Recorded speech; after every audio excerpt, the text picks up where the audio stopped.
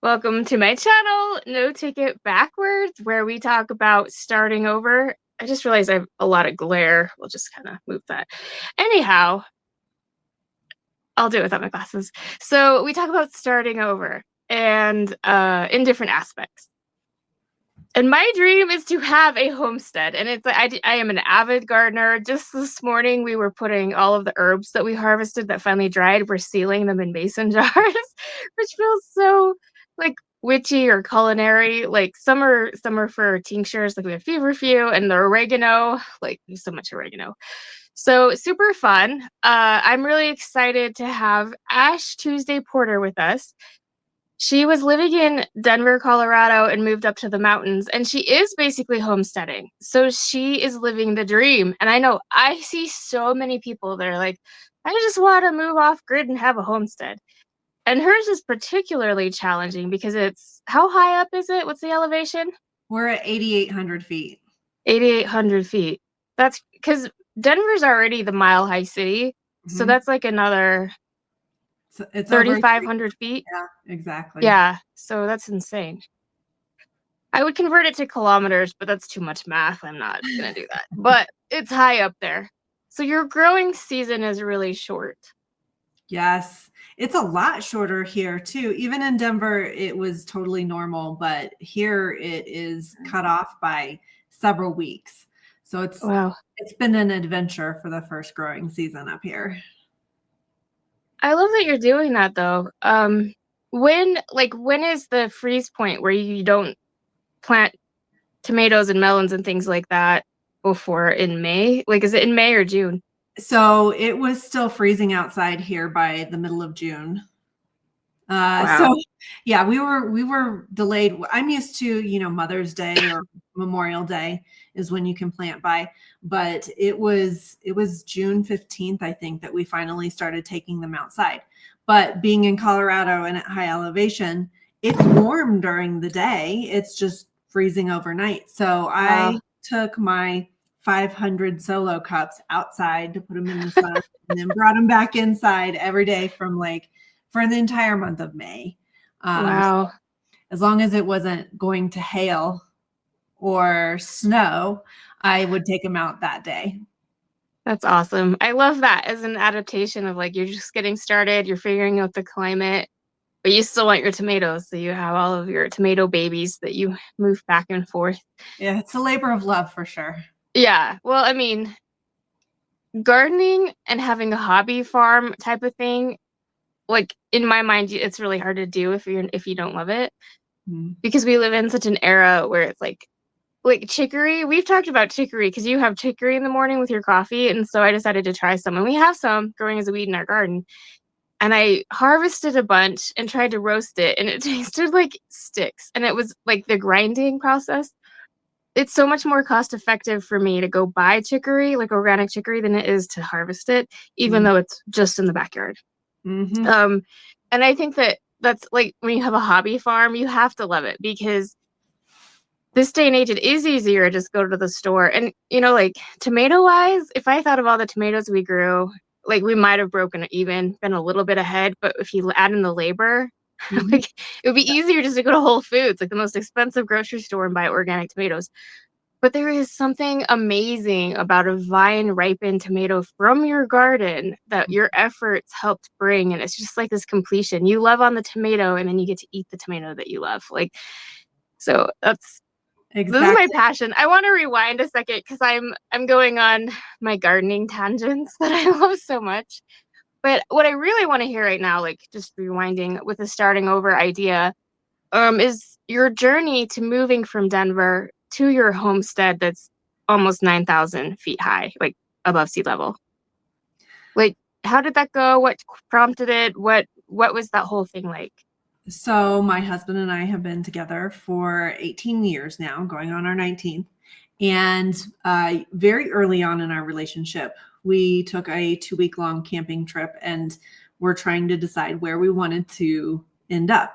We wanted to be in Colorado for sure, because we're both born and raised here and we love it here. But the mountains have always called both of us. So we took that trip and we camped in various locations, and we fell in love with the western slope down in the southern part of Colorado.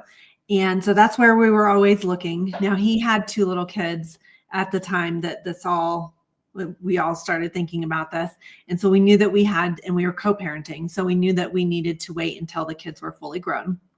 So we just were watching, and mostly it was him watching.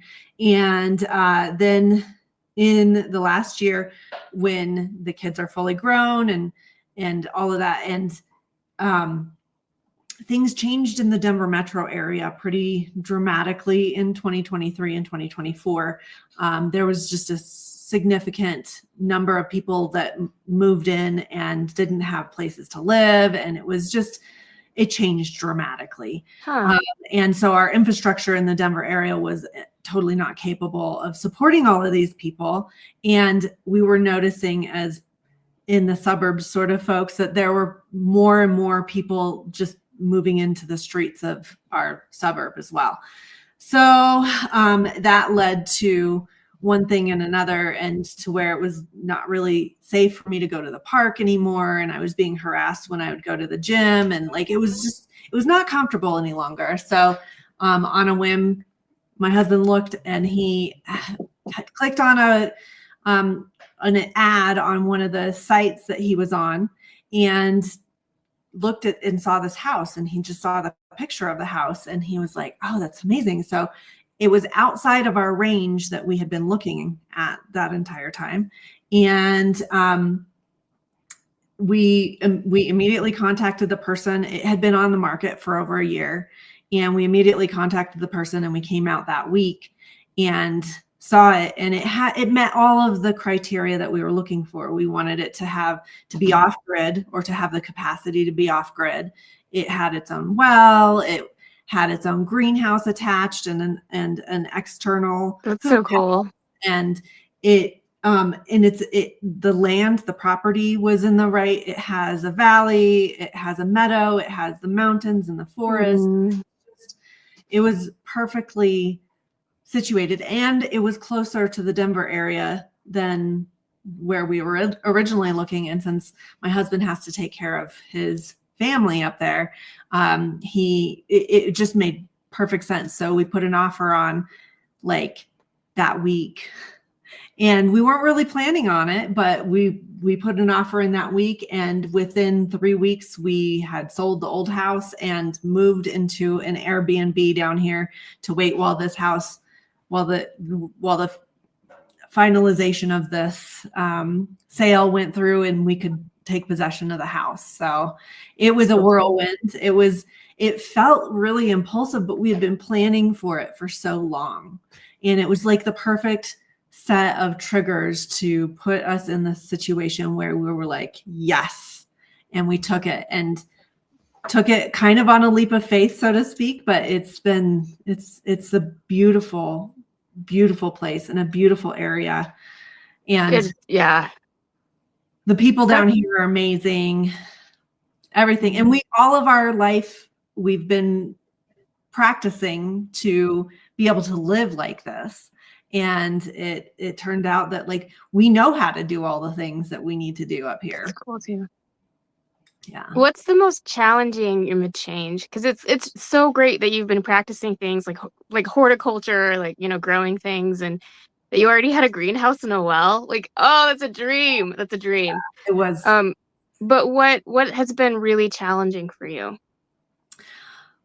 So it's been really hard, actually. This has been one of the most difficult times in my life, because I don't like change very much. But it's almost all good change. Also, my body is changing. I'm in my mid-40s. And so that was a major complicating factor for that. But there were little things that I wasn't sure because I didn't know if I knew enough about it. When we're getting our first snow today, and when the seasons change, if you've got an outdoor spigot, that you have to winterize your faucets, right? I wasn't sure what you do with a well. I had no idea. Makes sense. A septic system, like a septic field. I have no idea. I've always lived in the city. Oh, so like I just didn't know what to do with a septic field or a well. Like, how do you winterize for that? Or I had to learn how to make a fire. In our wood burning stove, I had no idea that, like, I never made fires before, but I learned and it worked out okay. What else? I have to learn to live amongst mountain lions. That's an interesting new thing. I wasn't sure, like, not knowing how to defend myself if I interact with a mountain lion. And we do have mountain lions. Like, I see the evidence of them on the ranch all the time.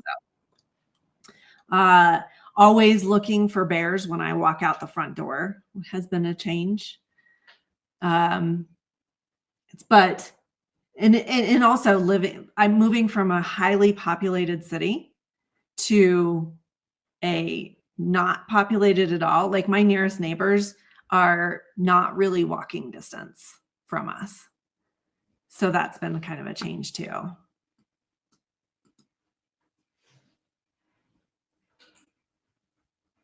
I love all of the challenges and things. There was a little bit of a connectivity issue, so some of that might have been cut off, but I did hear you talk about fire and about the well and about mountain lions. Walking out the front door and looking for bears has been different. Yeah, that's very different than Denver. Yeah. I mean, there's wildlife in Denver, but not to the extent down here. Yeah, it's not going to eat you. It's like you might have raccoons and coyotes, and the coyotes, if you have pets, you got to be careful of. That's like everywhere, though. Like, they have coyotes in New Orleans, Portland. Like, there's nowhere that doesn't have coyotes and raccoons at this point, I think. Right. But the big wildlife is very different. You also inherited chickens, right? Like, the chickens were kind of an unexpected challenge. So I've had chickens. I had chickens in the suburbs, and I know what to do with chickens. So it wasn't as big of a deal, but these chickens that we inherited 3 roosters and an old hen, which was very lovely. Oh. So the roosters, they're fine. Some roosters are mean, but these roosters are very docile, so it's okay. Not like, I don't know how to integrate chickens into a new flock or new chickens into a flock. So we'll see how that goes. Well, I know, like, with hens, they have the pecking order, but it's like everyone I know, if they have a rooster, they have one rooster. They don't have, like, 3. And the wildlife with the chickens has to be very different than the chickens in a suburban or urban area. Yeah. So in the suburban area, my husband built this fortress and it was fully enclosed. It was huge. So the chickens would never interact with any sort of wildlife, rats or squirrels or birds maybe, but like, it was all fenced in and enclosed, right? Well, here, these chickens are free range. And so they just wander the entire property, and they're big chickens, but I like, we had a bobcat up here a month ago, and I'm like, okay, so do I leave the chickens in the coop or do I let them out and see what happens? Because bobcats eat chickens, right? We have hawks. We have mountain lions. I don't know if mountain lions eat chickens, but so far these chickens seem to be doing okay. They seem to have the instinct about them to hide, I guess, but figuring out what the right thing to do is, Yeah. Like, you're used to domestic, fully enclosed, and they're like semi-feral in a very wild environment. So that's a very different change. It is. And they're different types of chickens. It's different. Oh, different breeds. It's kind of a metaphor, though, because it's like, you're not so different. I mean, you're different than the chickens because you're human, but like the urban suburban version of you and then the semi-feral version of you that can be like, when you walk out the door and your first concern is bears, that's very different than like you walk out the door in a city and you have to look for people, or like, did I bring my keys? Like, it's such a different mindset that, like, and that adaptation. It's completely different. Yeah. So what's it like homesteading? Like switching from living in the like such a dense urban area to like being isolated and having your garden and your greenhouse and having to take into consideration the circumstances of like where you're growing stuff like so high up with a different change in elevation. Like how is that working for you? So, to be fair, homesteading by definition is very difficult in Colorado because there's not a lot of water in Colorado and our growing season is short, even compared to like other lower elevation locations. Yeah. So, homesteading and being completely self sufficient is very challenging. Like, I don't know that I would recommend someone who is new to Colorado to try this. However, all of the things that, like I had mentioned before, all the things that we knew how to do. So like my husband is a certified butcher. Oh, I've nice. been growing for my entire life. I know how to grow plants indoors or outdoors. So like that has not changed. You just have to kind of adapt a little bit, tweak things a little bit so that you're able to modify what you normally do. If you understand the basic theory of growing and gardening, then you can adapt. And Yeah. um, we did grow plenty of tomatoes up here. Our biggest problem actually was the chipmunks. And so we will need to build some sort of enclosure that keeps the chipmunks out. Even in my Wow. attached greenhouse, I've got rodents in there. I had 2 jalapenos left that were almost ripe, and those something rodent wise got my last jalapenos in the greenhouse. Uh, So here's another thing. So in this is actually probably the biggest thing is all throughout our time in the suburbs, we had a couple of cats. And I kept saying, no more cats after this. We're done having cats. So I don't want more cats, right? I'm done with cat boxes. I'm done with all of that. And I would never have outdoor animals that didn't come in when it was freezing, right? That just doesn't make sense to me. I can't compute leaving yeah. out there. But up here, a lot of people have barn cats, and barn cats help prevent the chipmunks. And so I'm like having this internal battle, like, do I get barn cats? I would never have unfixed cats that were just reproducing like they do, right? That to me is morally wrong. But could I have a feral barn cat that I feed somewhat and then I let them handle the chipmunks and feed like that would help me with gardening. But then you've got cats that are using your soil as their litter box. Like it's a hard conundrum, and I'm not sure what to do, especially since I really just did not want any more cats. But how do you deal with the chipmunks? What about like a little terrier dog? I'm just curious.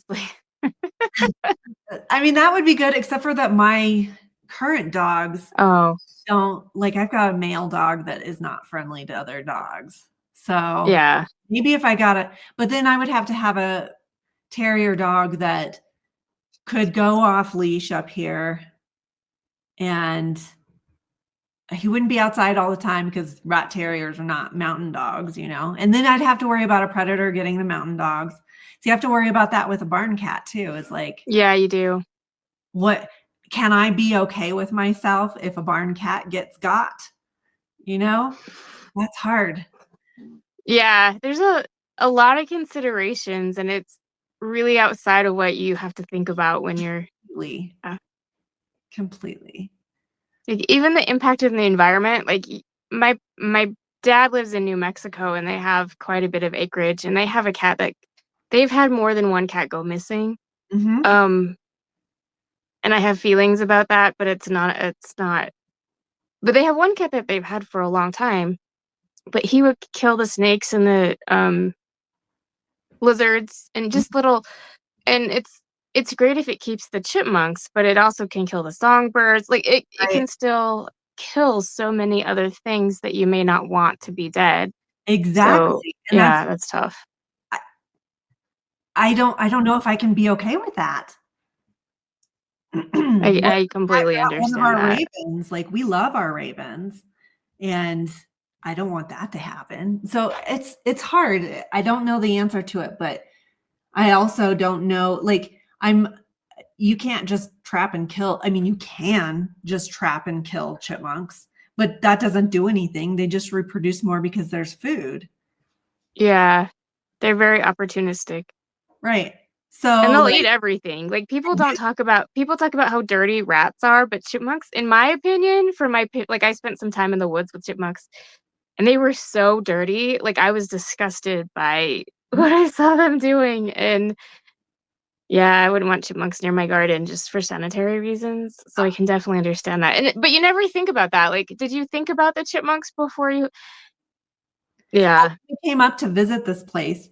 They had a whole the previous owners had a whole bunch of livestock and chickens, and they had livestock guardian dogs, and they had feral cats. They had Mm, masses of these critters. I was actually expecting that we were going to move in and have to deal with the feral cats. Luckily, that was not a thing that we needed to deal with. But um, there were no chipmunks for the first couple of months of living here because they had all that animal mass here. that makes sense. So I was completely unprepared for that. And in the suburbs, you would have those things outside, but in the forest, like, I never dealt with mice before, or With like what before? mice. Oh, yeah. Yeah. Like, that to me is totally new, and I don't know what to do with that. I don't know what to do with that. You just try to chill out and, like, accept that this is different. It's frustrating with the because it's like with a greenhouse, like, my brain is like, "Well, you have a greenhouse, like, it's enclosed," but you still have struggles with the greenhouse because they get in? Yes. And then you also had some bug issues, didn't you? I kinda remember you talking about that, like, Yeah, and I don't know if this is true for all greenhouses, but white flies are one of those pests white that flies. are like, you really don't want it, and you hear about it especially in the, just in the greenhouse, like the indoor growing communities and stuff, like the pot growing communities and stuff, like, you get white flies and it is a big problem because it's hard to treat. I didn't have Wow. too big of a problem treating it in my greenhouse. I just drenched everything in neem oil and it was okay. But I have my or my lime tree and my fig tree in my greenhouse too. And Oh, I'm like, cool. man, I have babied those plants for years and I don't want anything to happen to them. So I'm just like spraying them with neem so that the flies can't reproduce. And I think that I mostly have it under control. I don't think that there's an infestation anymore, but like, yeah, bringing plants in from outside it always introduces new things that you don't want in there. And since we're up here at so high, everything's growing in containers currently, and the That soil's makes sense. not been amended or fixed yet. So we have a lot of erosion and sand and stuff going on. Oh, So wow. everything's in containers, and if I want it to fruit, it's got to go in the greenhouse. And if I want it in the greenhouse, then I'm bringing in bugs. You know, when you think about something and it's like, "Oh, well, that wouldn't be that hard, like, I can just, like, have chickens and ducks and raise my own food," and it's, like, not as easy as it sounds in your head. There's complicating factors that you don't necessarily know about, Yeah. consider, for sure.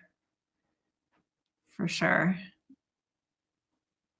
I really appreciate you sharing. I feel like this is a good conclusion because I feel like it's like you have shared a lot about like the joy of it and how like synchronicity really just kind of like allowed you to fulfill the dream that you'd had with your husband for a long time. And both the excitement and the challenges and like even the questions that you're like mulling over currently, like your present situation where you're like, what am I gonna do with this? Is there anything else that you like want to share about your experience? I think the biggest thing, if I were to give someone advice, is you must learn everything that you can to prepare yourself. and you're still not going to learn enough, but you'll at least have the skills to support that. So like if you are actually wanting to do something similar, learn how to learn the gardening skills, or learn the firewood skills, or learn about fire mitigation, or learn about all the things that you can, even if you're not there yet. Those things that you learn before are going to help you a lot when you do have the opportunity. And I think a lot of people use the I'm not ready as an excuse. And if you are constantly geared towards it, constantly focused on this is the end goal, I don't know what it's going to be, and don't give up that hope, then when the time comes, you can take that opportunity and know that you can trust that you've done a darn good job of learning things currently, so that when you're in the circumstance and the situation, you can say something like I said, which is, we've been preparing for this our whole lives. I love that so much. And it makes like just the skill set that you're bringing, it's like you have challenges, like you were talking about bringing the bugs inside and using containers and dealing with chipmunks, and like how do you deal with the chipmunks? Do you get a cat? Like what does it mean if you get a cat? Like all of the contingencies that you're considering. And with that, you know how to grow plants. So even though you've had all these challenges, you were able to grow your tomato plants. And it's really cool that your husband knows how to butcher animals, so that if you did want to grow livestock, like you would have that available. Like it's great, like that you have the skill set. I was trying to think of the word for that. And I think sometimes we can take our skill sets for granted, but it's like they are transferable. So it's like growing chickens in suburbia and growing chickens in the mountains are different, but like one is adaptable to the other. So it's like no matter what you're learning, it can help you learn something else in the future. Yeah. Absolutely. Awesome. Well, thank you so much. It's been great having you. I love talking about homesteading stuff. So I'm really excited about this. And yeah. Awesome. Well, thanks for having me. Yeah, thank you.